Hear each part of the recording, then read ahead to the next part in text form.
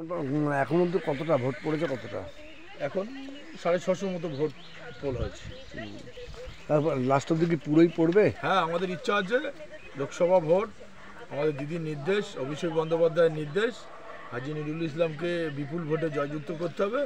আমরা চাইছি, গ্রাম বাড়িতে যাচ্ছি যে ভোটটা দিয়ে আসো, আমরা চাইছি পুরো 800-850 ভোটই পোল করে দেবো, টার্গেট আছে। একটা সময় ছিল যে শাসনে ভোট মানে গুলি বোমা, কিন্তু এখন আর সেটা দেখাও যাচ্ছে না। এখন মানুষ শান্তিপূর্ণ ভোট করছে। ওটা অনেক দূরের মানুষ ভাবে, সেই শাসন আর নেই। এখন শাসন পশ্চিমবাংলার মধ্যে শান্তি যায়। কি মনে হচ্ছে আপনার লিড কত দিতে পারবেন টোটাল লোকসভায় বসিরহাটের?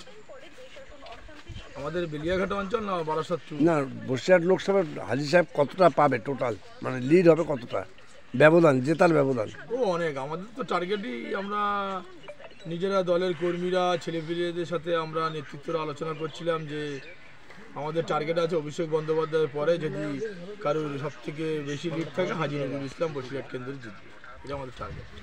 মোটামুটি কোথাও কি আপনাদের এই বসিরহাট লোকসভা কেন্দ্রে গন্ডগোল কিছু হয়েছে? না না, এখানে কোনো গন্ডগোলের জায়গা নেই, শান্তিপূর্ণ এরিয়া, আমরা শান্তিতে ভোট করেছি, এতে আমাদের কোনো সন্দেহ নেই। লক্ষ্মীর ভাণ্ডারের ভোট হলো নাকি উন্নয়নের ভোট?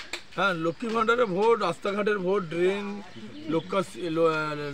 কী বলে কন্যাশ্রী, রূপশ্রী, সবুজ সাইকেল, স্কুলের ড্রেস, স্মার্টফোন, মানে স্বাস্থ্যসাথী কার্ড, রেশন বাড়ির সামনে দরজার সামনে ডিলার এসে চাল দিচ্ছে, এর ওপরই ভোট হবে, এইটুকু আমাদের বলা।